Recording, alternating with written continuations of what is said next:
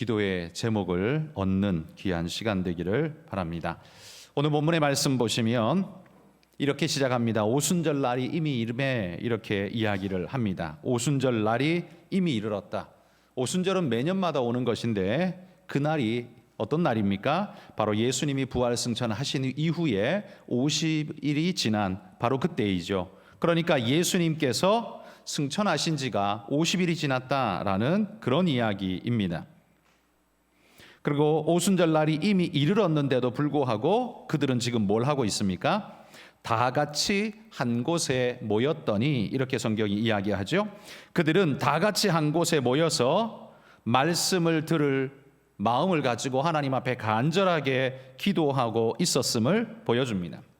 사실 주님의 승천은 놀라운 일이었지만 그 일이 있은 지 50일이 지났다면 사람의 심리상 점점 그 약속이 흐릿해져가고 다른 마음이 우리 마음속에 스물스물 올라오지 않겠습니까? 아마 여기 모인 사람들의 마음에는 두 마음이 있었을 것입니다. 하나는 약속하신 그 말씀을 갈망하는, 그 약속을 갈망하는 그런 마음이 한편에 있는가 하면 또 한편에서는 걱정이 앞서는 두려운 마음, 그런 두 마음이 아마 있었을 것 같아요. 이건 사도행전 1장 4절에서 약속하셨던 말씀, 다른 게 아니라 예루살렘을 떠나지 말고 내게서 들은 바 아버지께서 약속하신 것을 기다리라 라고 하신 이 말씀이 언제나 이루어질 것인가 하는 그런 걱정이 그들에게 있었을 거라는 거죠. 그리고 그것이 며칠이 지나면 이게 아니라 그냥 기약 없이 기다리라 라고 했으니까 벌써 50일이 지났는데도 아무런 반응이 없다면 우리는 마음속에 아마 이런 걱정이 들 겁니다. 하나님이 잊어버리신 거 아닌가?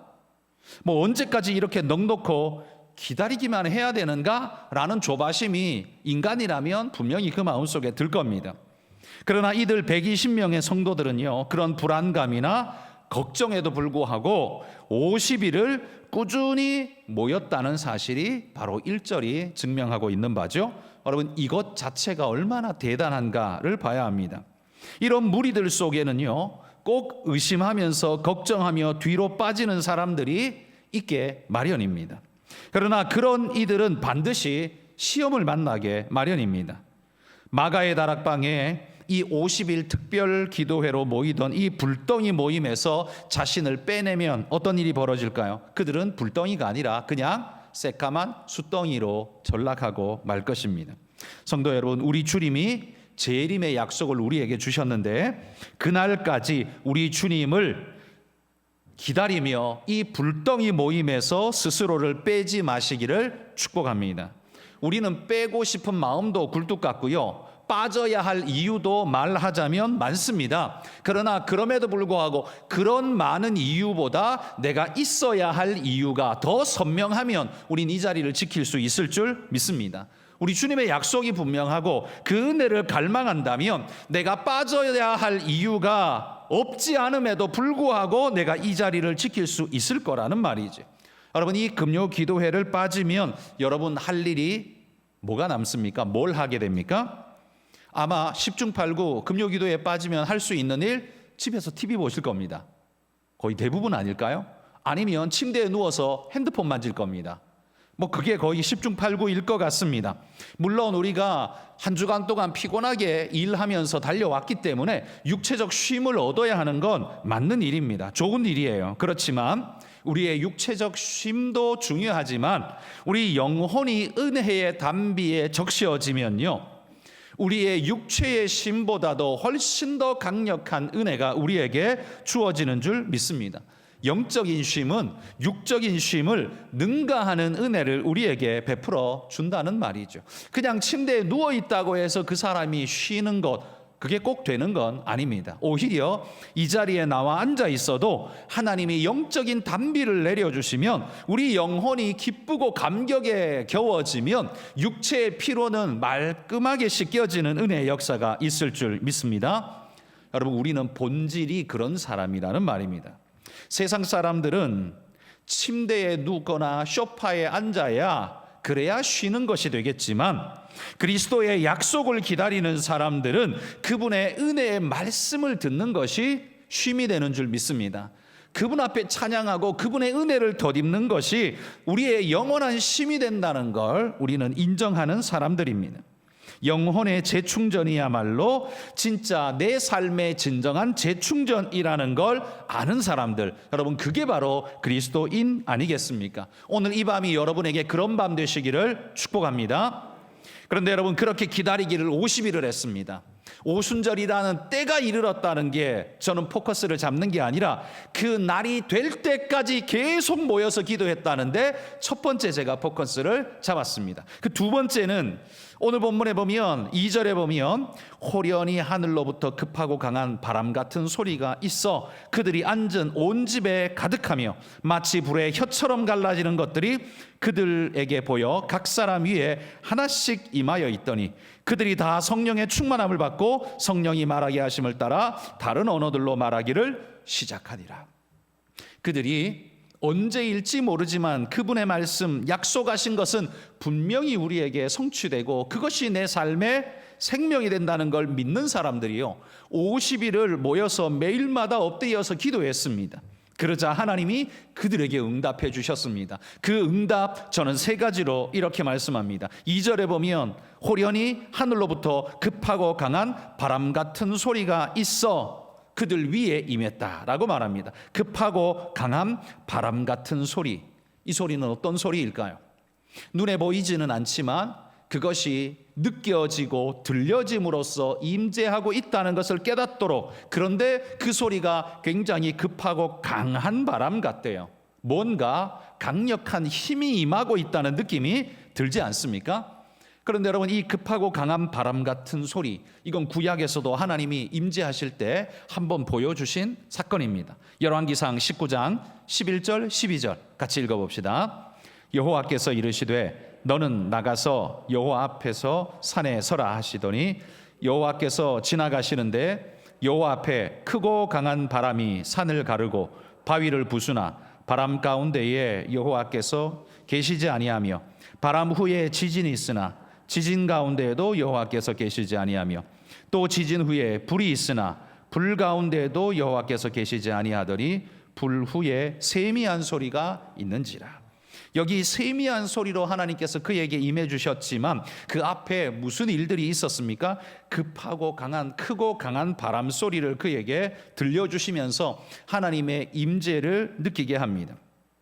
엘리야가 갈멜산의 위대한 승리 후에 이세벨의 복수의 눈빛에 짓눌려서 호렙산으로 도망갔습니다. 그때에 하나님께서 그 엘리야에게 나타나셔서 들려주신 소리가 바로 이 네 개의 소리였습니다. 급하고 강한, 그 크고 강한 바람의 소리, 지진, 불, 그리고 세미한 소리, 이렇게 그에게 임했어요. 그 중에 이 크고 강한 바람 소리는 어떤 걸 의미할까요?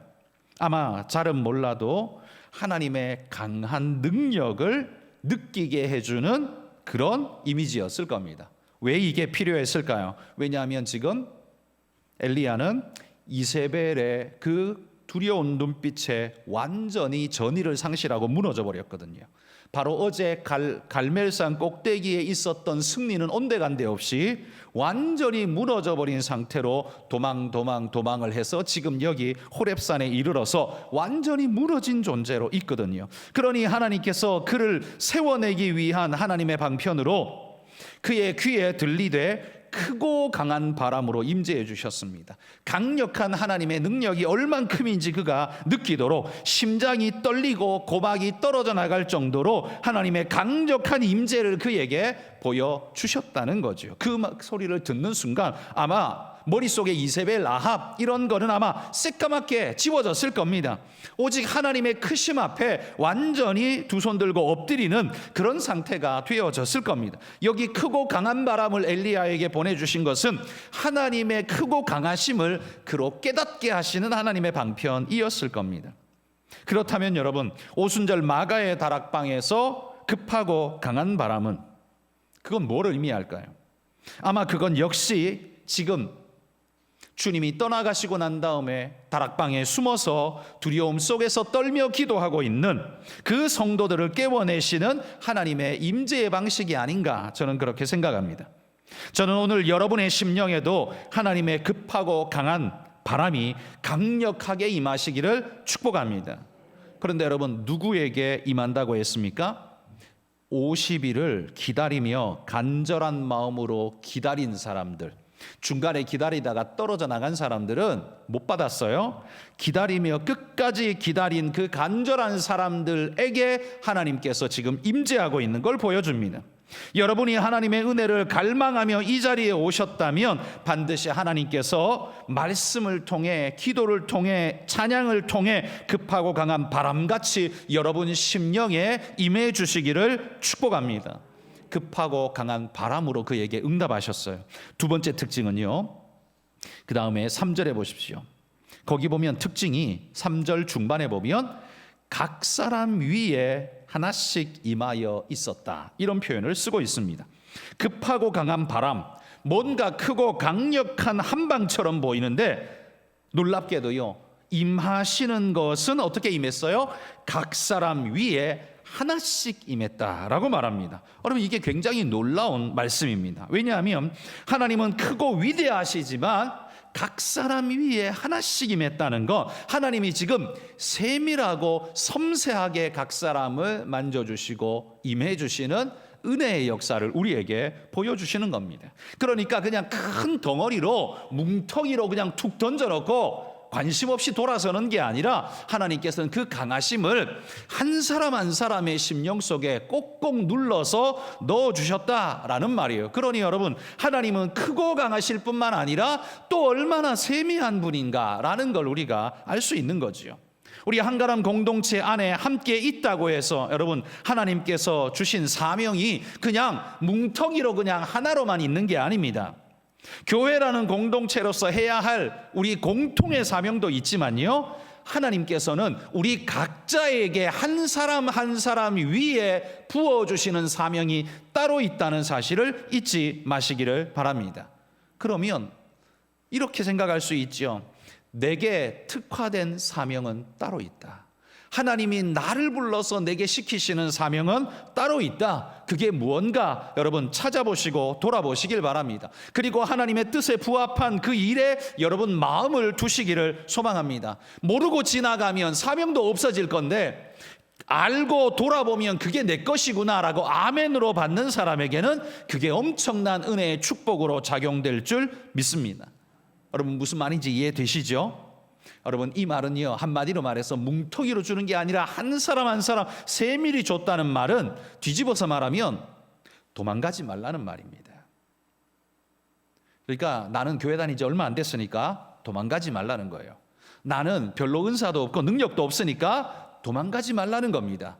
하나님의 은사는 그렇게 오래되어야 역사하는 게 아닙니다. 그거하고 전혀 상관없이 하나님께서는요, 각 사람 위에 임했다. 마치 GPS 유도를 하나님이 하시듯 정밀 미사일이 정확하게 내려 꽂히듯 하나님의 은혜가 여러분 위에 하나하나 임하게 될 줄 믿습니다.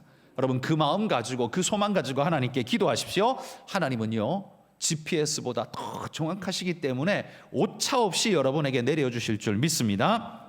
그리고 세 번째 특징은요, 4절에 보십시오. 4절 끝에 보면 다른 언어들로 말하기를 시작하니라, 이렇게 말합니다. 오순절이라서요, 세계에 흩어졌던 모든 유대인들이 예루살렘으로 다 모여들었습니다. 이스라엘은 세계의 절기에 반드시 어디 있든지 유대 남자들은 올라와서 하나님의 성전에 올라가서 예배를 드려야 했습니다. 초기에는 이스라엘 땅 안에만 살았기 때문에요, 1년에 3차례 올라가야 했습니다. 그런데 이게 디아스포라, 세계로 흩어지면서 1년에 3번을 갈 수가 없죠. 한 나라 안에 있으면 3번을 갈 수 있지만 다른 나라에 있으면 1년에 3번 못 갑니다. 1년에 3번 가려면 그냥 길에서 평생을 살아야 됩니다. 그러니까 예수님 때쯤 가서는요, 1년에 3번이 아니라 3번 중에 적어도 1번은 예루살렘에 올라가야 한다, 이렇게 완화되어졌습니다. 그래서 그들의 가르침은 적어도 1년에 1번은 올라가야 됐어요. 그러니까 오순절날에도 흩어져 사는 많은 유대인들이 얼마나 많이 모였겠습니까? 적어도 세계에 흩어져 사는 사람들의 3분의 1은 적어도 이 오순절날 올라오지 않았겠습니까? 그러니 그 숫자가 어마어마한 것이죠. 그런데 이 사람들은요, 디아스포라라 흩어져 사는데 유대인이기는 하지만 태어나기를 이방에서 태어났고 살기를 이방에서 살아서 그 나라 언어를 씁니다. 물론 히브리어를 배우긴 합니다. 율법을 읽어야 하니까요. 부모로부터 배우긴 합니다. 그러나 익숙하지가 못하죠. 그 자기가 태어나서 살면서 쓰는 언어가 모국어이기 때문에 그게 편할 수밖에 없는 겁니다. 그래서 이 오순절에 모인 이 사람들이 각자 다른 나라의 말로서 살아가는 사람들이 짬뽕으로 모여든 거예요. 그들에게 하나님은 놀랍게도 그들 각자에 맞는 언어로 하나님께서 말씀하게 하셨던 겁니다. 그들은 자기 언어로 그걸 들은 거예요. 사명자들의 입을 통해서 다른 언어로 말씀하게 하심으로써 각자가 자신들의 언어로 알아듣게끔, 한 사람도 예외 없이 다 알아듣게끔 만드셨다는 거예요. 여러분, 여기 다른 언어, 이건 다락방에 모여 있는 120명의 사람들에게는요 익숙치 않은 언어일 겁니다. 배운 적도 없고 모를 겁니다. 그 사람들은 전부 히브리 땅에서 태어나서 사는 사람이니까 히브리어만 알지 다른 나라 말 아마 잘 모를 겁니다. 아람어는 아람어는 알겠죠. 일상 언어였으니까. 히브리어 아니면 아람어 그 외에는 잘 모를 겁니다. 그런데 세계 곳곳에서 온 사람들의 언어를 어찌 알겠습니까?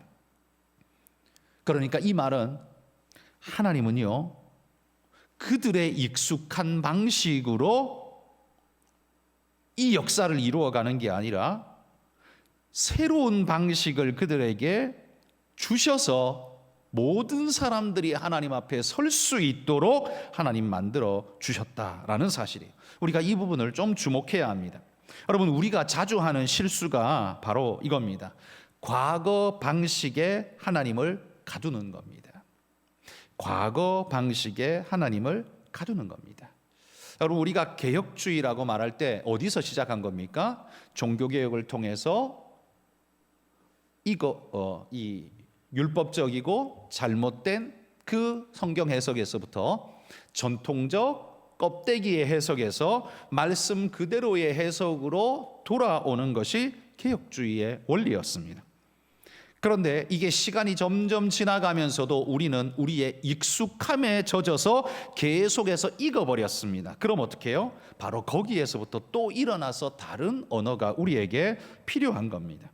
우리는 우리의 익숙함에 젖어버리면 그 방식 속에 하나님을 가둬버립니다. 하나님도 마치 우리처럼 그 익숙한 걸 좋아할 거라고 우리는 착각하게 하죠. 그러나 하나님은요 히브리어가 익숙하실지 모르지만 하나님은 히브리어로 하게 하지 않고 그 흩어진 모든 사람들의 언어로 하게 하셨다는 것. 이유가 뭡니까? 하나님이 들으려고? 아니요, 그들이 들으라고, 그들을 위해서 하나님이 그렇게 만들어 주셨다는 말이에요. 그러나 들은 그들이 하는 것은 뭡니까? 각양의 언어로 하겠지만 그들의 각양의 언어지만 그들의 내용은 다 모으면 뭐예요? 그게 다 하나하나 찬양이에요. 그러니까 전부 다 찬양은 찬양인데 언어가 다 다를 뿐이라는 말입니다. 방식이 다 다를 뿐이에요. 그런데 원리는 전부 하나예요. 말씀이고 찬양이에요. 그런데 방법이 다 다를 뿐이라는 말입니다. 우리는 하나님을 전능한 하나님이라고 불러놓고 찬양해놓고 정작 하나님의 역사 방식은 항상 옛날 그대로 우린 이걸 고집합니다. 사실 그건 하나님의 방식이 아니라 내 방식이에요. 내가 익숙하고 내가 편하니까. 새로운 것 불편하니까. 젊은 세대는 새로운 게 좋습니다. 그래서 항상 새로운 걸 찾아가요. 변화무쌍한 친구들이니까. 그렇지만 나이가 이제 40, 50, 70, 80 되면 새로운 게 너무 힘듭니다. 그럼 어떻게 해요?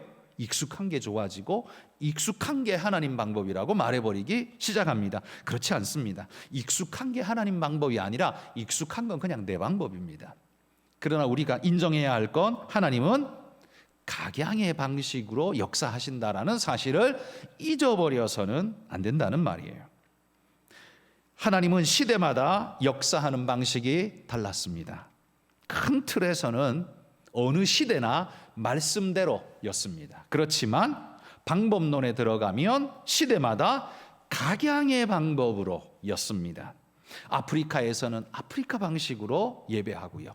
서양에서는 서양적 방식으로, 15세기에는 15세기적 방법으로, 21세기에는 21세기적 방법으로 찬양합니다. 하나님은 그걸 이상하게 생각지 않으신다는 말이에요.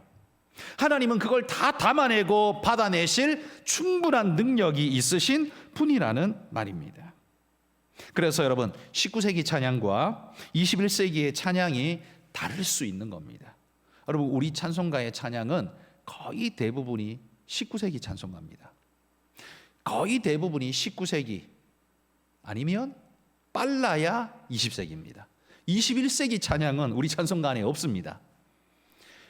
그러니까 최소한 100년에서 200년 지난, 최소한 많으면 400~500년 지난 루터가 쓴 곡도 있으니까요. 1517년 종교개혁을 일으킨 그 루터의 곡도 있으니까 이게 500년도 넘은 곡도 그 안에 있습니다. 여러분, 그러니까 수백 년 동안 지나온 찬양이 우리 찬송가 안에 있어요. 그게 뭡니까? 뭘 말하는 겁니까? 각양의 시대를 다 아우르고 있다는 거고, 하나님은 어느 시대든 하나님은 각양의 방법으로 우리를 받으신다는 사실을 우리는 잊지 말아야 합니다. 그러므로 여러분, 이게 뭐 찬송만 하는 게 아니라 일예를 든 것일 뿐이고, 여러분의 익숙한 방식이 하나님 방식이라고 고집하면 안 되고, 그 사람에게 익숙한 방식이 있고 내게 익숙한 방식이 따로 있겠죠. 단 기준이 있습니다. 하나님의 구원 원리, 하나님의 말씀 원리에서 벗어나지 않는다면 우리는 그 모든 걸 인정하고 이해해야 한다는 사실을 여러분 잊지 말아야 합니다. 나한테 익숙한 걸 요구하는 것이 우리의 쉬운 습관입니다. 그렇게 통일하자고 말합니다. 그렇지만 그건 하나님 중심의 통일이 아니라 나 중심의 통일일 뿐입니다. 하나님 중심으로는 말씀에서 벗어나지 않으면 여러분 받아줄 준비를 하셔야 합니다. 오늘 성경이 말하는 것처럼 하나님도 각양의 언어로 각양의 방법으로 하고 계시다는 사실을 기억하십시오. 그리고 예수님도 그 예수님 당시의 사람들에게 항상 질타를 당하고 공격을 받을 때 예수님이 이렇게 말했습니다. 새술은 새부대에. 근데 우린 이미 개혁주의라고 말하면서 우린 이미 헌부대가 됐어요. 헌부대가 됐어요. 새부대를 부정하면 안 됩니다. 새부대를 인정하고 헌부대도 인정하고 잘못되지 않는 한, 말씀에서 벗어나지 않는 한 그 모든 것은 받아낼 준비를 하고 우리는 살아가야 한다라는 거죠. 왜냐하면 하나님이 그러시기 때문입니다. 하나님이 각양의 다른 언어로 행하고 계시는, 하나님은 그 다양성을 인정해서 우리에게 받아내시는 위대한 능력의 주님이시다. 그렇기 때문인 거죠.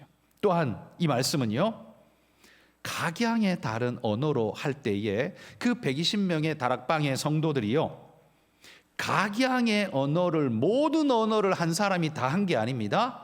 이 사람은 A 나라 언어를 쓰면 저 사람은 갑자기 B 나라 언어를 쓰고 저 사람은 C 나라 언어를 쓰고, 배운 적도 없는데 갑자기 방언으로 터져나가는 거예요. 이게 뭐예요? 하나님이 각자에게 다른 능력을 주셨다라는 말입니다.